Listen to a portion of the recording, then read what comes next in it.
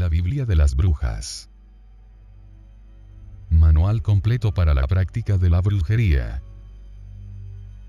Los 8 sabbats de las brujas. Autores: Janet y Stewart Farrar. Introducción. La brujería moderna en Europa y América es un hecho. Ya no se trata de una reliquia clandestina cuya dimensión, e incluso existencia, discutan con vehemencia los antropólogos, ni tampoco de una afición extravagante de un puñado de tipos raros. Es una religión activa practicada por un considerable número de personas. Cuán grande es ese número nadie lo sabe, porque la Wicca, más allá de cada conventículo, no es una religión jerárquicamente organizada, y si existen organizaciones formales, como en los Estados Unidos, es por razones legales y de impuestos, no por su uniformidad dogmática o por el número de sus miembros. Sea cual sea, ese número de practicantes es suficiente, por ejemplo, para mantener varias pujantes publicaciones y para justificar la edición de un conjunto cada día mayor de obras a ambos lados del Atlántico. Una estimación razonable de los actuales adeptos activos al Wicca podría alcanzar, como mínimo, el número de 10.000, y todas las evidencias sugieren que se incrementa constantemente. El Wicca es tanto una religión como una práctica, aspectos a los que Margaret Murray se refiere como brujería ritual y brujería operativa. Como toda religión, como cualquier otra religión, su propósito consiste en poner al individuo y al grupo en armonía con el principio creativo divino del cosmos y sus manifestaciones, a todos los niveles. Como arte, su objetivo consiste en alcanzar fines prácticos por medios psíquicos, con propósitos buenos, útiles y curativos. En ambos aspectos, las características propias del Wicca son su actitud basada en la naturaleza, su autonomía de pequeño grupo en el que no existe distinción entre el sacerdocio y la congregación, y su filosofía de polaridad creativa a todos los niveles, tanto entre la diosa y el dios como entre la sacerdotisa y el sacerdote. Este libro está dedicado al primer aspecto, la Wicca como religión, expresado ritualmente. Los adeptos a la brujería, en conjunto, disfrutan con los ritos y son personas de natural alegre. Como los fieles de otras religiones, saben que el ritual adecuado les enriquece y eleva. Pero sus rituales tienden a ser más variados que en otras religiones, y abarcan desde las manifestaciones más formales a las más espontáneas. También difieren de conventículo en conventículo, según sus preferencias individuales y las escuelas de pensamiento en las que se basan: garneriana, alexandriana, tradicional, celta, de la diosa Diana, sajona, etc.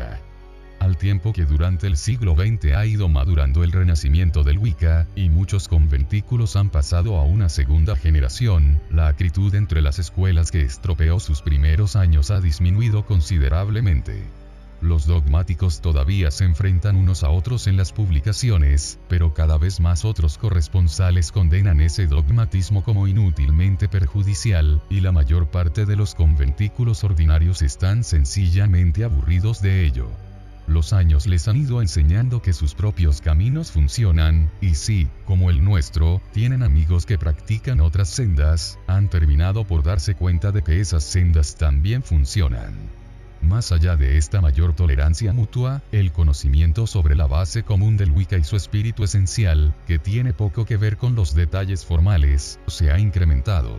Además, conforme crece el intercambio de ideas a través de la palabra impresa y el contacto personal, hay un cuerpo creciente de tradición compartida de la que todos se benefician. Este libro quiere contribuir a este crecimiento. Para ser válida y útil, cualquier contribución de este tipo debe brotar como una rama sana del tronco de nuestra historia, así como mostrar las formas específicas de la práctica del Wicca, tal y como se encuentran ahora, en nuestro caso, las garnerianas, alexandrianas, y eso es lo que hemos intentado hacer. Afortunadamente, existe una estructura común en todos los caminos que se practican del Wicca, y en realidad en muchos otros. Los 8 festivales. El moderno calendario de las brujas, sea cual sea su escuela, tiene sus raíces, como el de sus predecesoras a lo largo de incontables siglos, en los sabbats, las fiestas estacionales que señalan los momentos culminantes del año natural, pues como ya hemos subrayado, el Wicca es una práctica y una religión orientadas hacia la naturaleza. Y puesto que para las brujas la naturaleza es una realidad de muchos niveles, su año natural incluye muchos aspectos: agricultura, pastoreo, vida salvaje, botánica, el sol, la luna, los planetas, la psique humana, además de las mareas y los ciclos que nos afectan y se reflejan en todos nosotros. Los sabbats son la forma con que las brujas celebran y se ponen a sí mismas en armonía con estas mareas y ciclos. Pues los hombres y mujeres también forman parte de esta naturaleza de múltiples niveles, y las brujas hacen lo posible, consciente y constantemente, para expresar esta unidad. Los sabbats de las brujas son 8. Imbolc, 2 de febrero, también llamado Candelaria, o Imelc, Imbolc.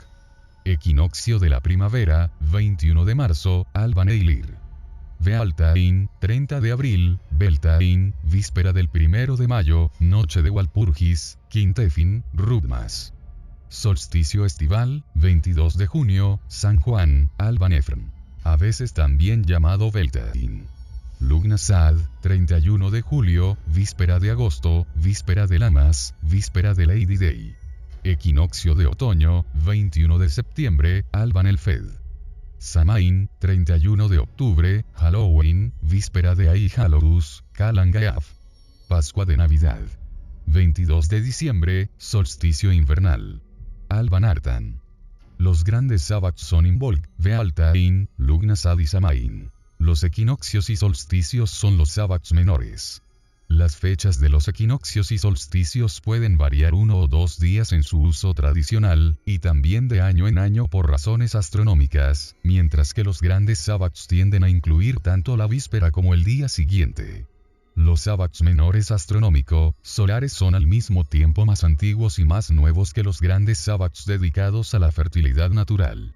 Más antiguos pues representaron la máxima preocupación y sofisticación de los misteriosos pueblos megalíticos anteriores en miles de años a los celtas, los romanos y los sajones en la periferia atlántica de Europa. Y más nuevos porque los celtas, que quizá realizaron la mayor contribución para que la antigua religión adquiriese la verdadera forma ritual con la que ha sobrevivido en Occidente, no enfocaron el culto hacia el sol y solo celebraron los grandes sabbats, hasta que los pueblos que Margaret Murray ha denominado invasores de los solsticios, los sajones y otros pueblos que se adentraron hacia el oeste tras la caída del Imperio Romano, conocieron y se mezclaron con su tradición.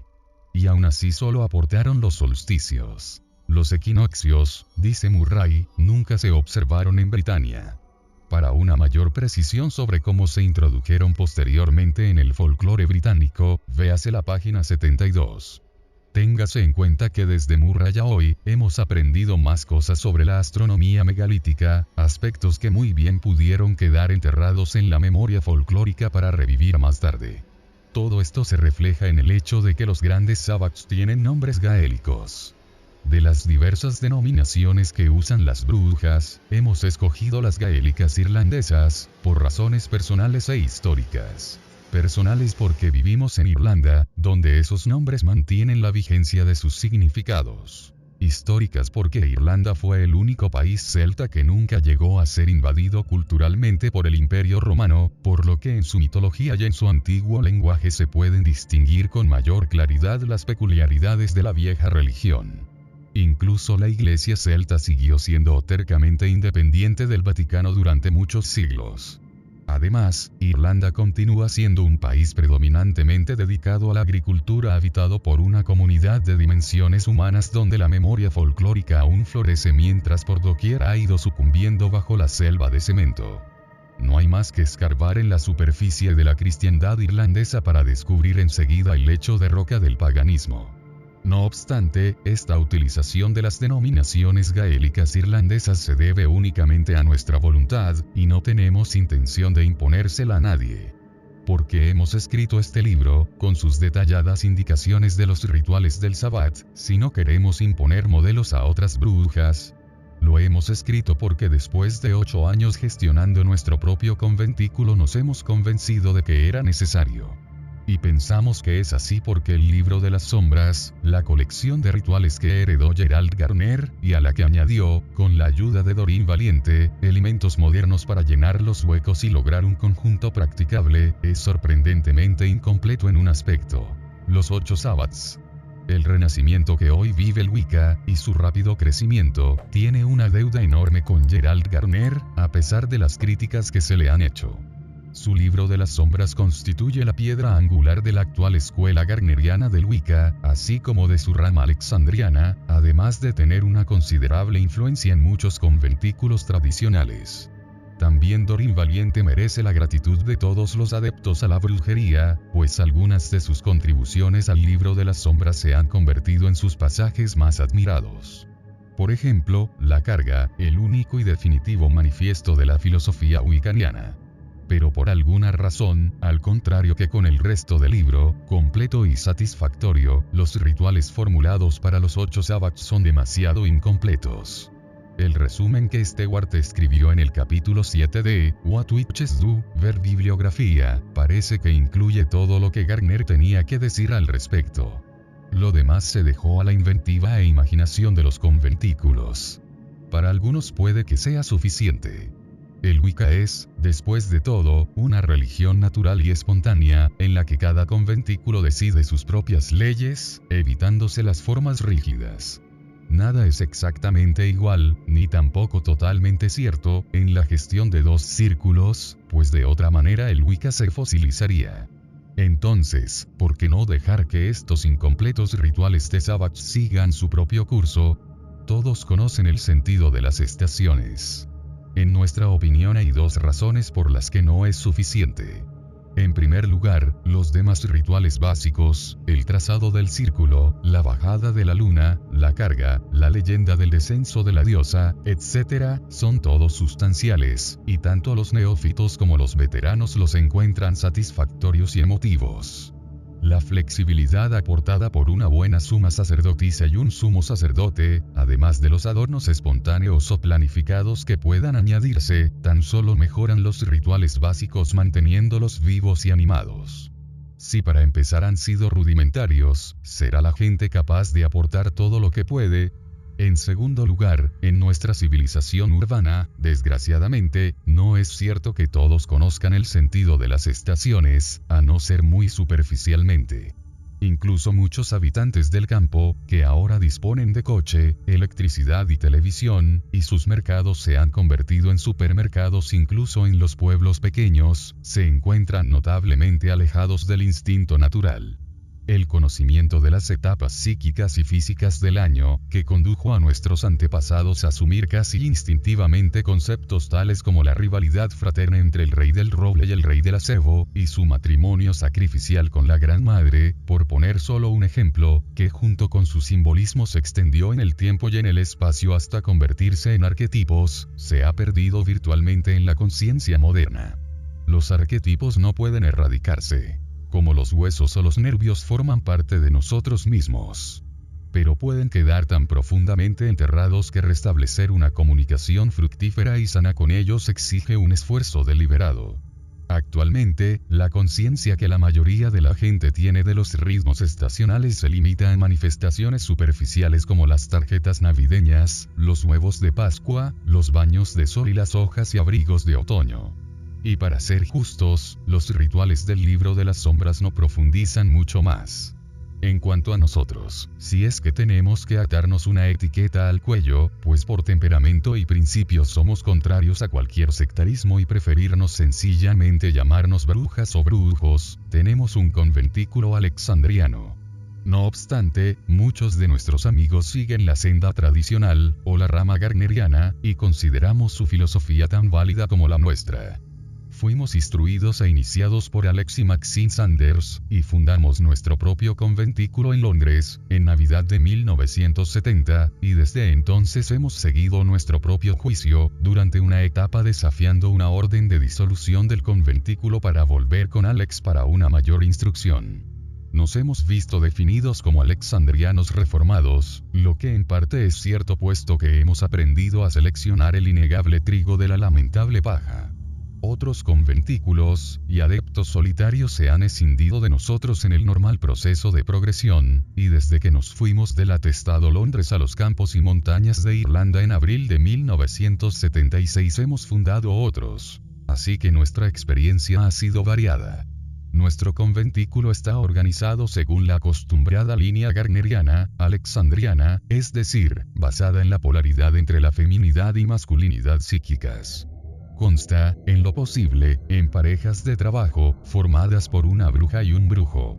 Estas parejas han de estar formadas por matrimonios, amantes, amigos, hermano y hermana, padre o madre e hijo o hija, sin importar que su relación sea o no sexual. Lo que importa es su género psíquico, puesto que en los trabajos mágicos hay el equivalente a los dos polos de una batería. La pareja principal es, por supuesto, la que forman la suma sacerdotisa y el sacerdote.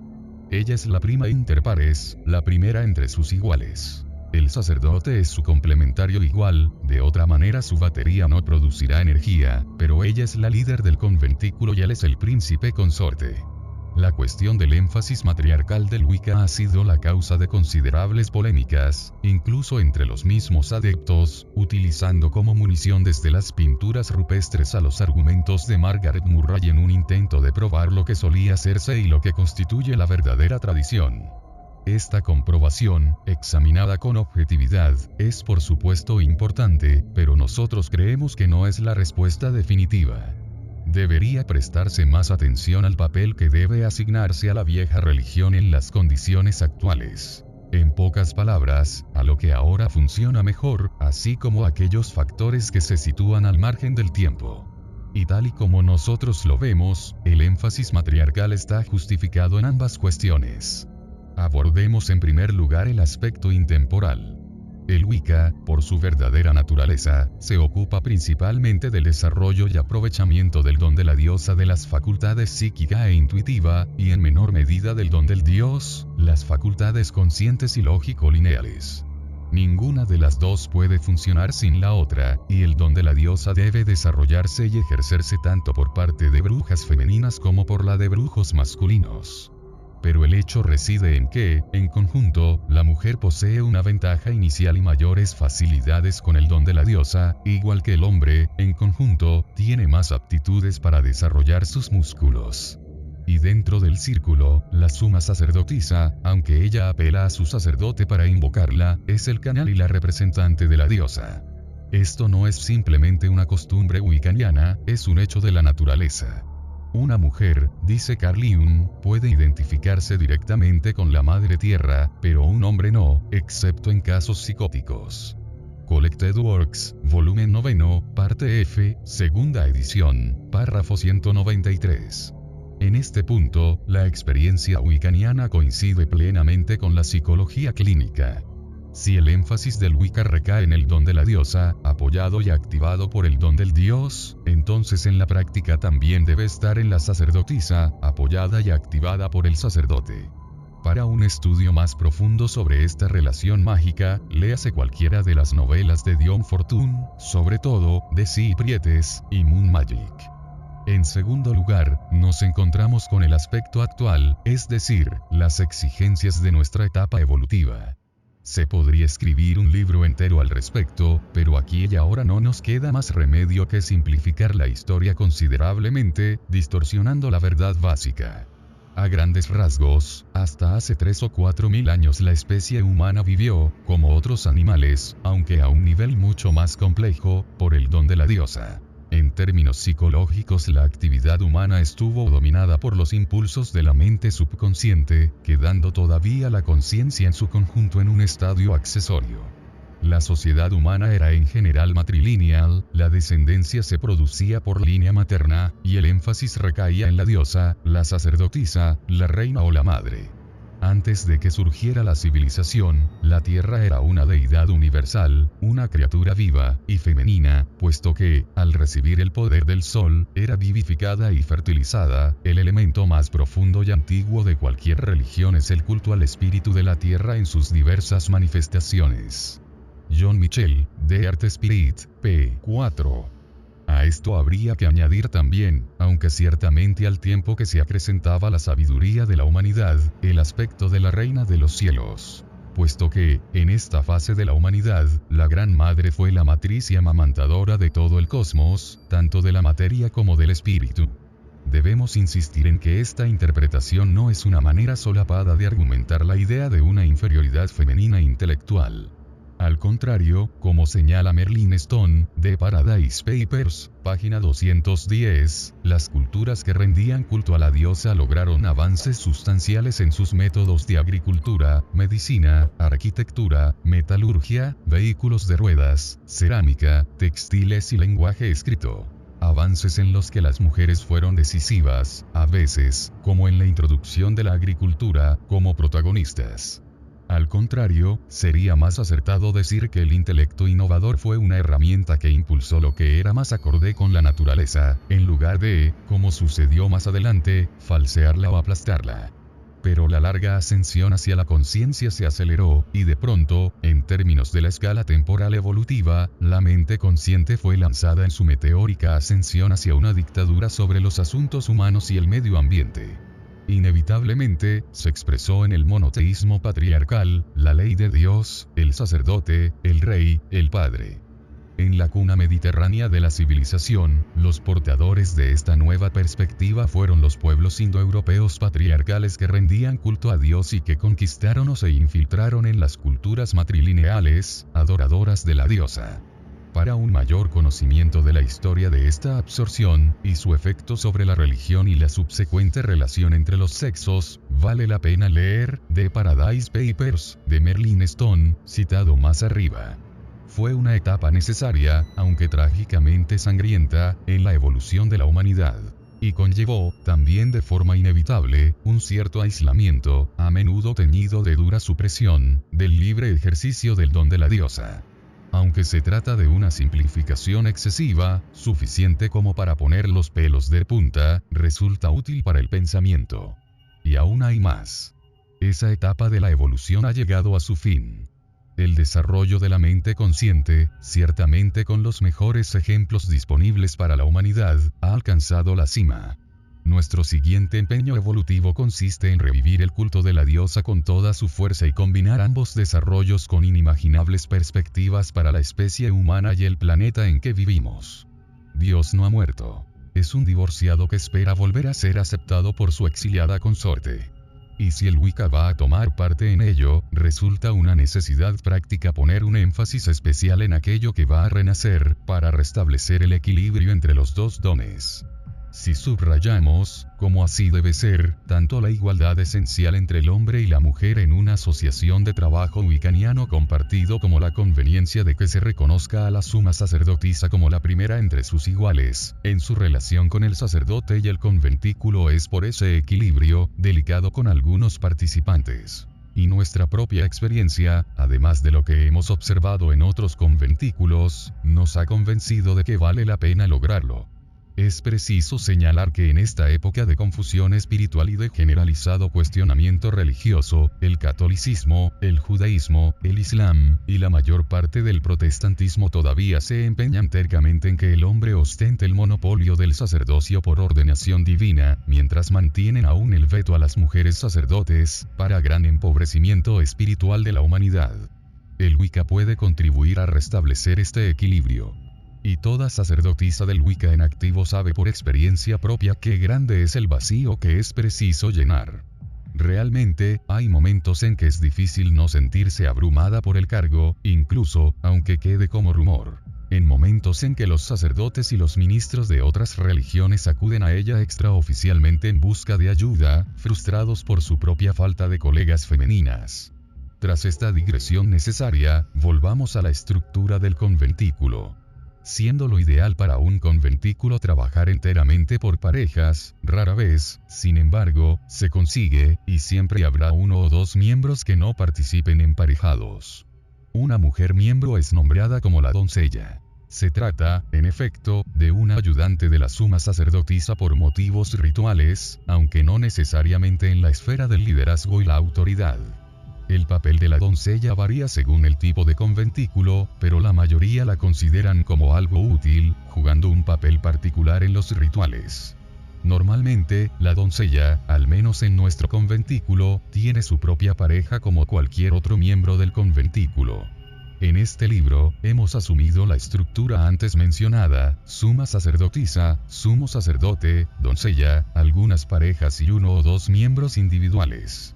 En cuanto a los sabbats, en nuestro conventículo empezamos, como podía esperarse, consultando el libro de las sombras, aplicando un poco de inventiva sobre la marcha ante el limitado material que proporciona y dejando que la reunión se convierta en una fiesta. Seamos claros al respecto, por si acaso todo este serio análisis induce a error a alguien. Todo sabbat debe convertirse en una fiesta.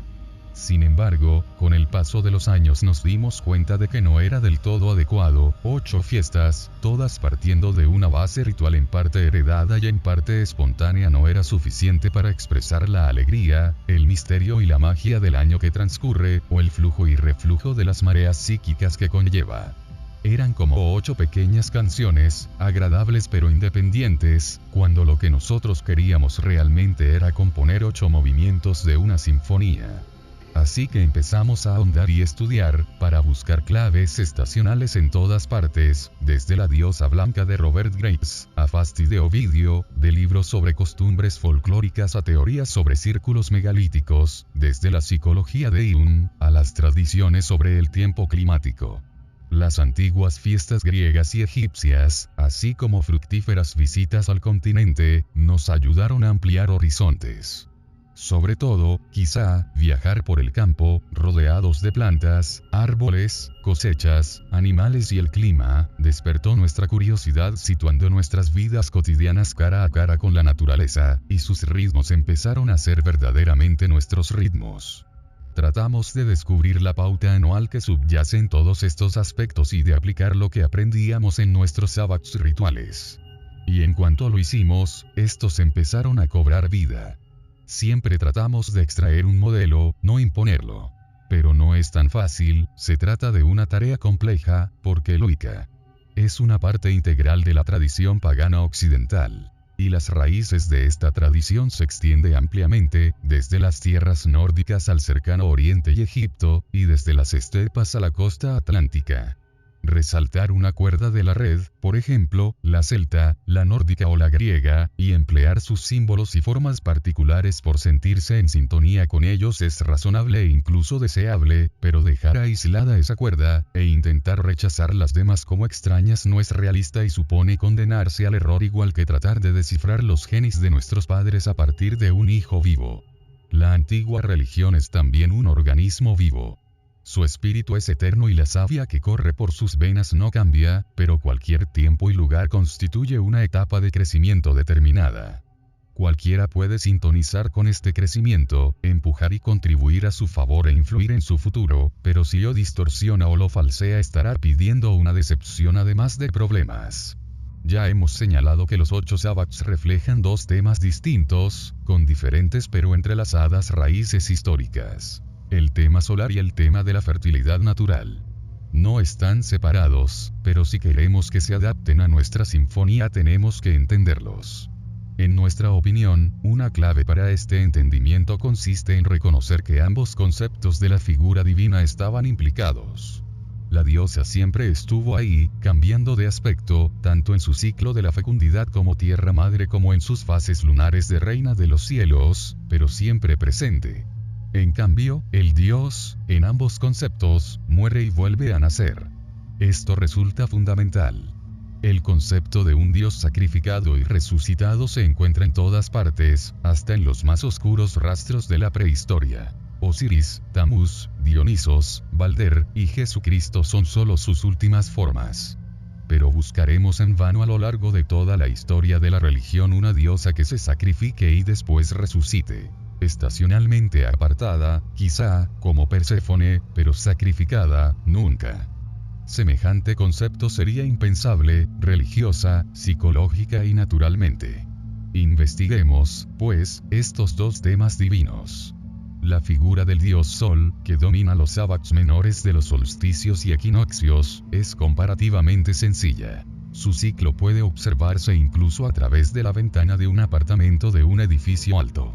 Muere y renace en la Pascua de Navidad. Yule comienza a dejar sentir su joven madurez, con la que deja preñada a la madre tierra hacia el equinoccio de la primavera. arde en la cima de su gloria durante el solsticio vernal. Él mismo renuncia perdiendo poder e influencia sobre la Gran Madre hacia el equinoccio de otoño. Y de nuevo se enfrenta a la muerte y a su renacimiento durante la Pascua de la Navidad.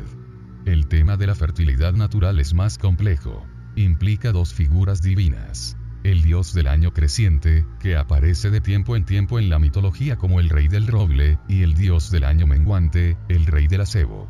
Son los hermanos gemelos, el oscuro y el luminoso, cada uno alter ego del otro, eternos rivales y siempre conquistándose y sucediéndose uno a otro.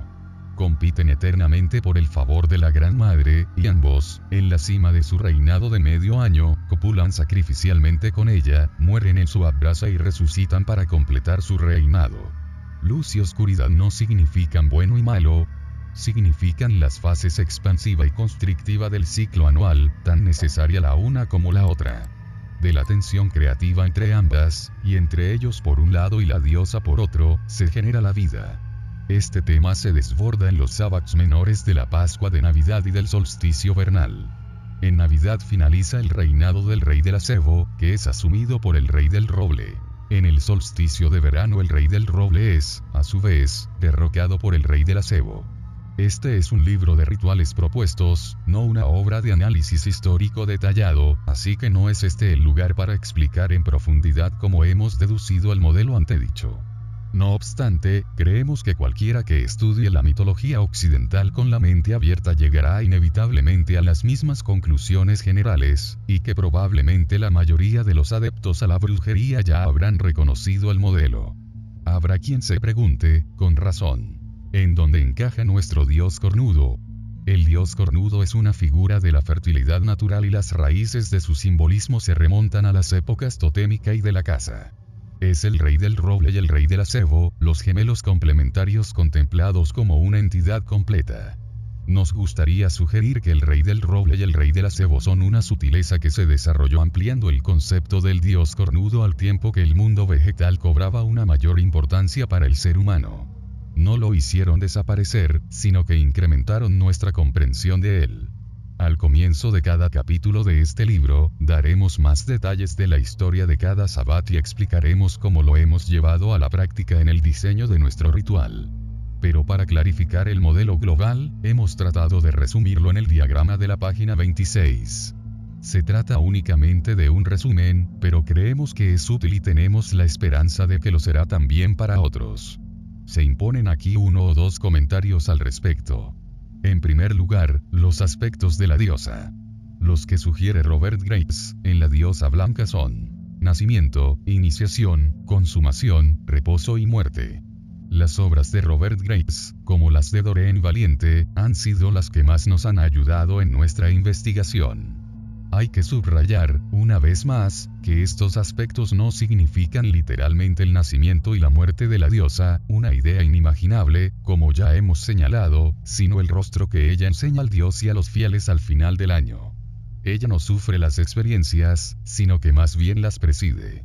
En segundo lugar, la fecha del apareamiento y del renacimiento sacrificiales del rey del roble y del rey del acebo, en Bealtaín y Lugnasad, respectivamente, puede parecer un poco arbitraria. Puesto que este es un ciclo de fertilidad, el espaciado de su ritmo varía según la región de que se trate. Y es natural, porque el calendario de una pequeña granja de las tierras altas de Escocia y una italiana de viñedos, por ejemplo, no siguen el mismo paso. Los dos sacrificios aparecen en fechas diversas de la primavera y el otoño, por lo que para establecer un ciclo coherente de sábados se impone una selección. Bealtaín resultaría ser la selección obvia para el apareamiento del rey del roble, pero la del rey del acebo, incluso limitándonos a los grandes sábados, como parecía razonable, podía tener lugar en Lugnasad o Samaín, ya que se han encontrado trazas de ello.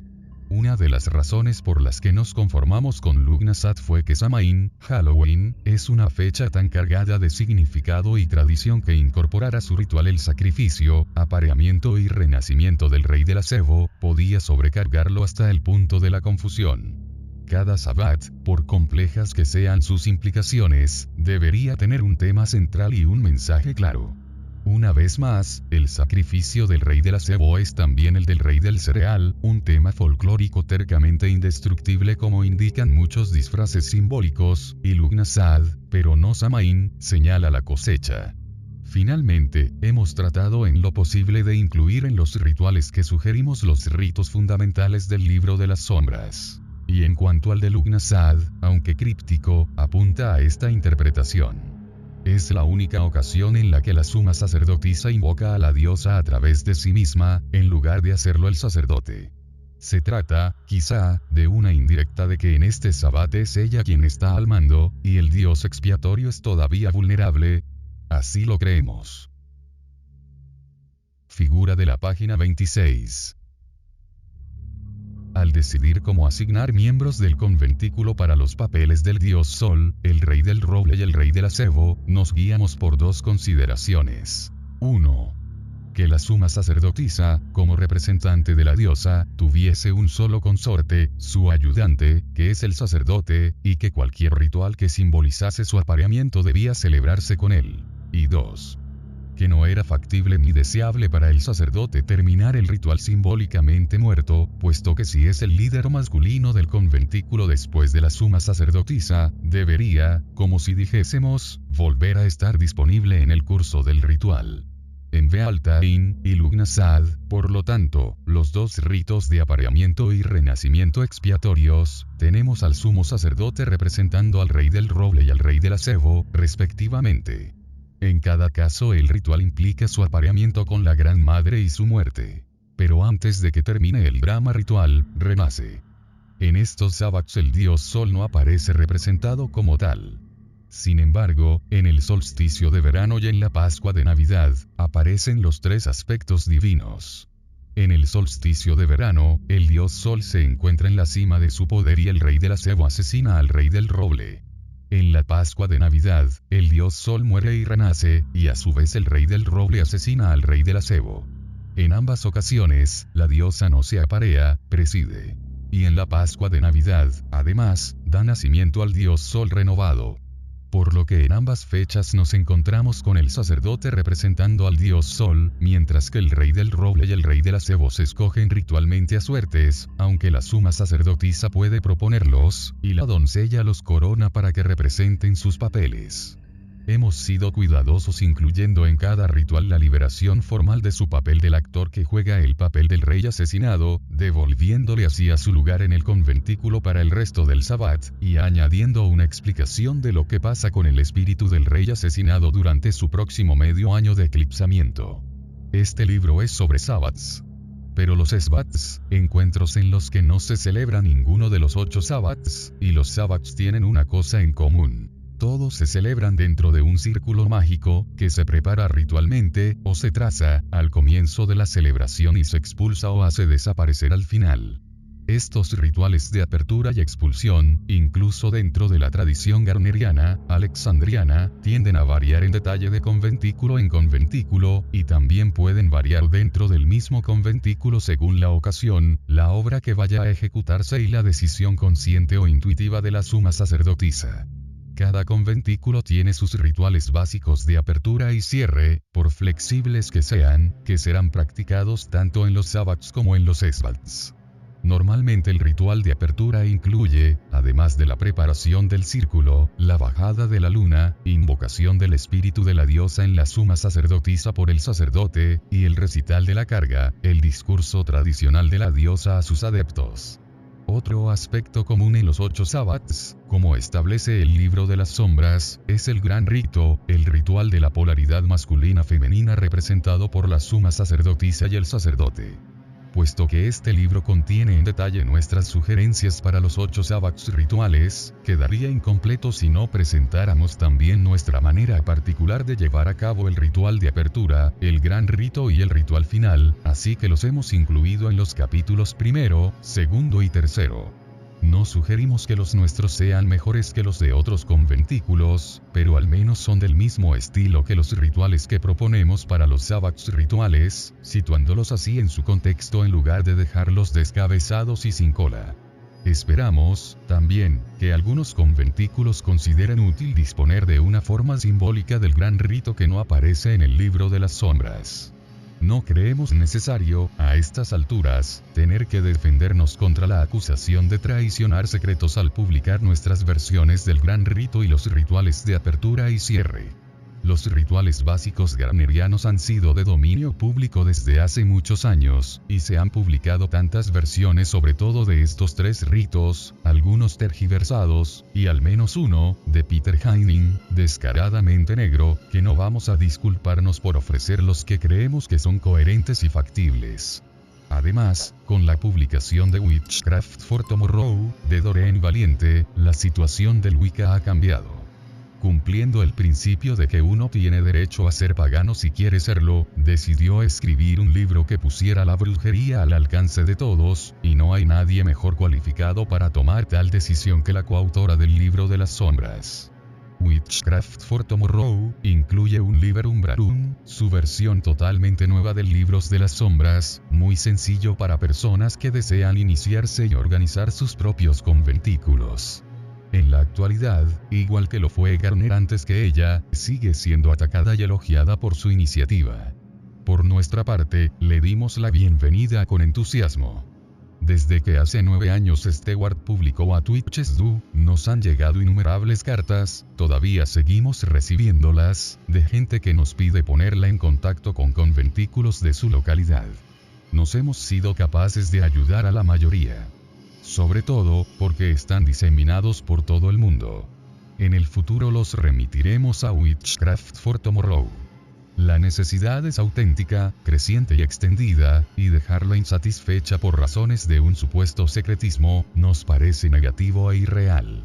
Lo que Doreen Valiente ha hecho por el Wicca garneriano en Witchcraft for Tomorrow, lo ha hecho también, y de manera interesante, Raymond Buckland con otra tradición, la de Wicca sajón, en The Tree, The Complete Book of Saxon Witchcraft, ver bibliografía.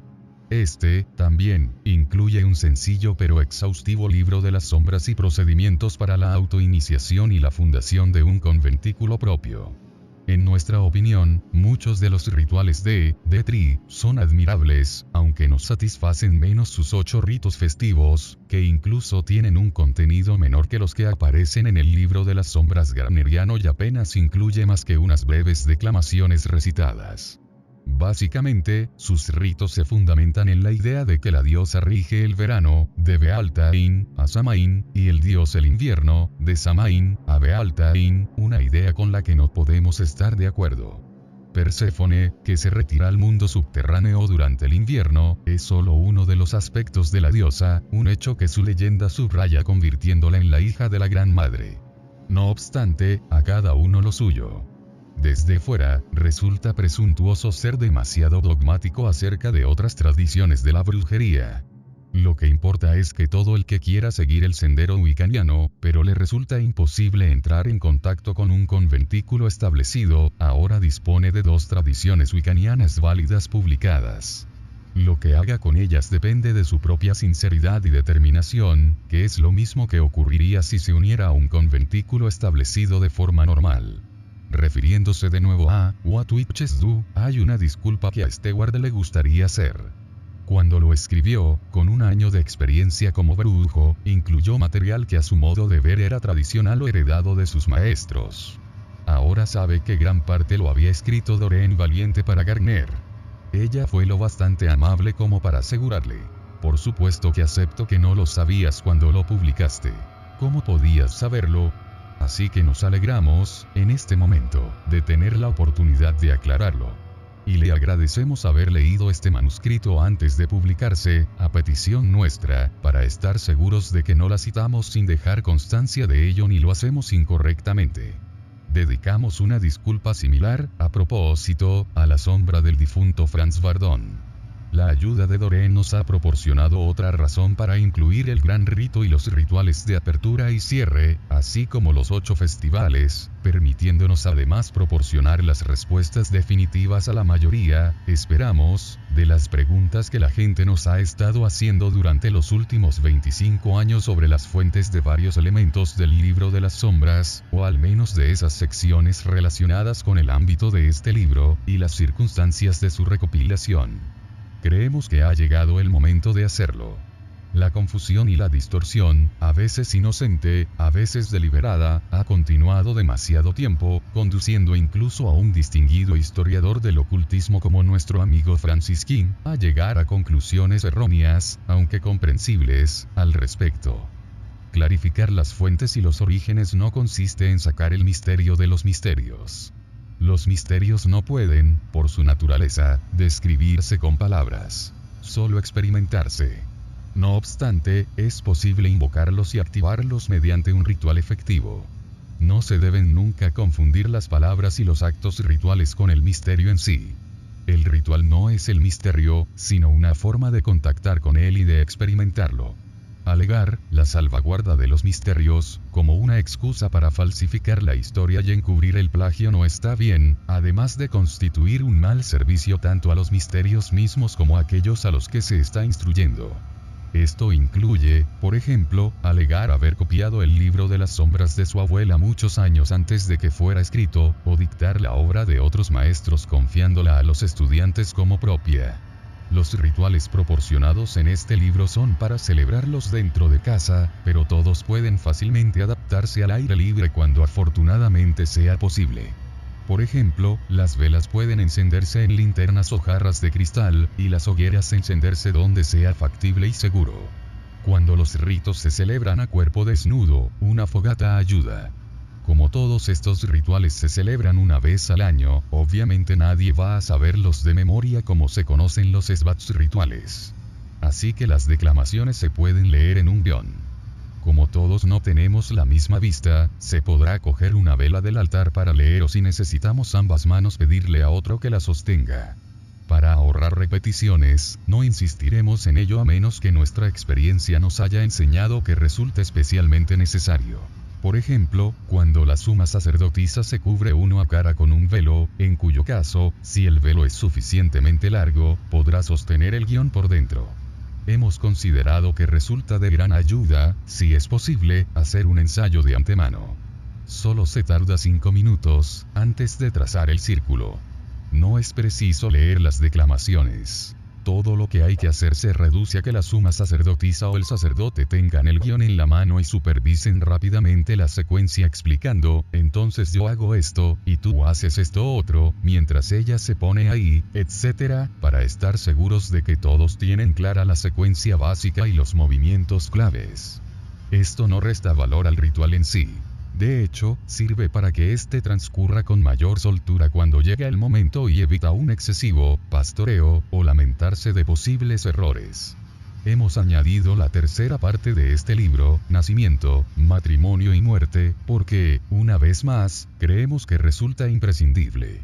Paralelo al ritmo universal de las estaciones, corre el ritmo de nuestras vidas individuales.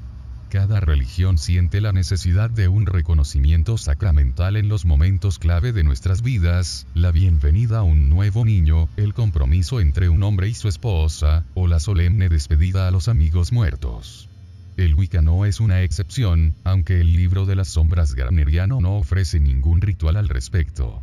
Así pues, proporcionamos nuestras propias versiones del Wiccaning, y los esponsales y el Requiem, con la esperanza de que a otras personas les resulte útil. Hasta aquí la introducción del libro, La Biblia de las Brujas. Siguiente tema será, el marco. Con 3 subtemas interesantes, el ritual de apertura, el gran rito, y el ritual de cierre. Espéralo.